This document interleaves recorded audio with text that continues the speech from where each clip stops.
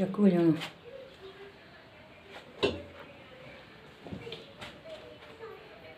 हमने जो जल त्रिवेणी संगम से लाया है उसे हमने मजबूरन वहाँ से प्लास्टिक के बर्तन में लाना पड़ा, परंतु घर में आकर के इस जल को हर कहीं स्टोर वगैरह में जहाँ भी रखा होगा, सबसे पहले हमने इसको पीतल या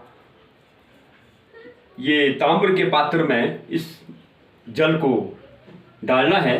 और सबसे पहले भोजन कक्ष में हम जाएंगे, वहाँ से प्रक्रिया शुरू होगी। उसके उपरांत ये जो जल है इसे हमने विधि पूर्वक अपने पूजा कक्ष में स्थापित करना है। और स्थापित करने के उपरांत इसका हमने विधिवत इसका पूजन करना है। आओ शिवाय, आप भी आओ। विधिवत पूजन करना है। हर हर गंगे, हर हर गंगे, हर हर गंगे, हर हर गंगे, हर हर गंगे, हर हर गंगे, हर हर गंगे, हर हर गंगे। इसमें कम से कम एक माला का जाप हर हर गंगे का इस कलश के सामने करना है। और उसके उपरांत इसका पूजन हो चुका है। अब ये जो जल हमने यहाँ स्थापित कर दिया है पूजा कक्ष में, और नित्य प्रतिदिन इसका जल का भी जो पूजन जब होता है, इस कलश का भी प्रतिदिन इसका पूजन करना है। और कम से कम एक माला 108 मन के हर हर गंगे का उच्चारण करते हुए इसका भी ध्यान करना है। और जो बाकी जो दैनिक जो हमारी पूजा पद्धति है उसके अतिरिक्त ये हर हर गंगे का हमने देखिए, हमने अभी यहाँ शस्त्र भी लाया है। अभी हम गए थे, शस्त्र का पूजन हम कर चुके हैं। अभी ये शस्त्र लाया था हमने, इसका भी हमने विधिवत इसका रौली लगा करके पूजन करके इसको पूजा कक्ष में हमने स्थापित किया है। इसके संदर्भ में थोड़ा सा बताना चाहूंगा जो मुझे ज्ञान है, जो मुझे ज्ञात हुआ है। ये जो पवित्र जल है ये त्रिवेणी संगम से 144 वर्ष के उपरांत महाकुंभ हुआ है। 12 वर्ष के बाद कुंभ होता है और 12 गुणा 12 144 वर्ष के उपरांत जो है महाकुंभ होता है। ये जो त्रिवेणी संगम है इस वक्त जो है हम देख रहे हैं लगभग 70 करोड़ के आसपास लोगों ने वहां पर स्नान किया है। और लाखों की संख्या में वहां पर उस भूमि पर जो हमारे साधु महात्मा जितने भी हुए हैं, इनके संतों के वहां पर चरण पड़े हैं। वहां की माटी पर वहां के जल को इन्होंने पवित्र किया है।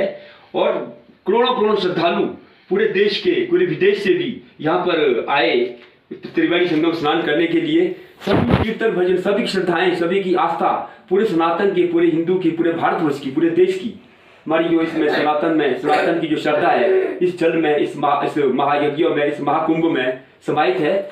इस प्रकार से इस जल को हम ऐसे ही ना लें, अन्यथा ना लें, इस प्रकार से ना लें कि इसको हम हर कहीं इधर उधर कहीं स्टोर में, आमतौर पर देखा गया है इस जल को कैनी में या बोतल में जो है इसको स्टोर में हर कहीं इधर उधर रखा जाता है। यदि कहीं पूजा कक्ष में भी रखा जाता है उसको प्लास्टिक के पात्र में रखा जाता है। उसे प्लास्टिक के पात्र में ना रखें, किसी धातु के उसमें पात्र में रखें। हम तांबा कह सकते हैं, पीतल कह सकते हैं, उसमें इसको रखा जाना चाहिए। तो इस प्रकार से उसके उपरांत हमने क्या करना है, जब उसको स्थापित कर दिया है, स्थापना के उपरांत एक चम्मच कच्चा दूध और 1 चम्मच गंगा जल उसको किसी पात्र में, ताम्र पात्र में डाल करके उसको पानी से भर करके उसका हमने सूर्यार्घ करना है।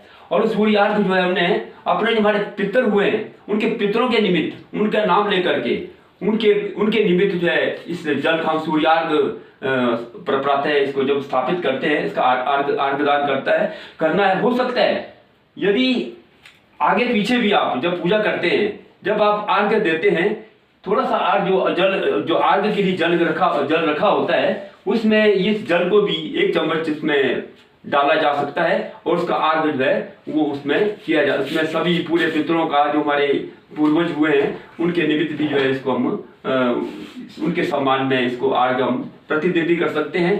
तो इस प्रकार से ये इसकी स्थापना के बारे में मैंने थोड़ी बात रखी है।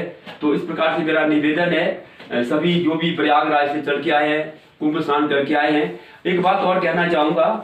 अभी जैसे कि अब कल अमावस्या है, कल अमावस्या वाले दिन इसको 1 चम्मच गंगा जल और 1 चम्मच दूध, उसको 1 बाल्टी पानी में, गर्म पानी की बाल्टी में डालें, उसके साथ उसका स्नान करें।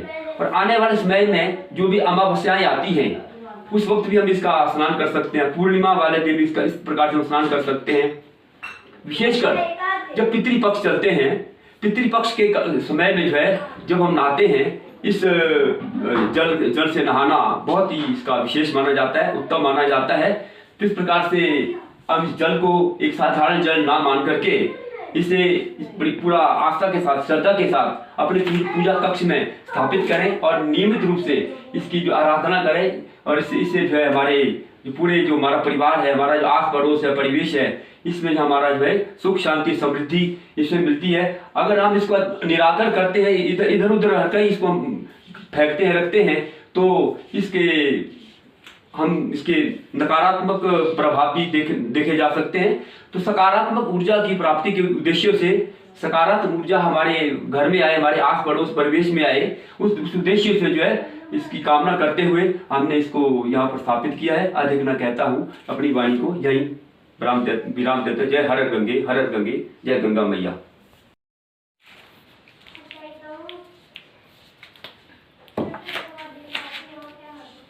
अब देखिए इसमें रोली बांधी जा रही है, विधिवत जो है। हो सके तो परिवार के प्रत्येक सदस्य उसका पूजन कर सकते हैं।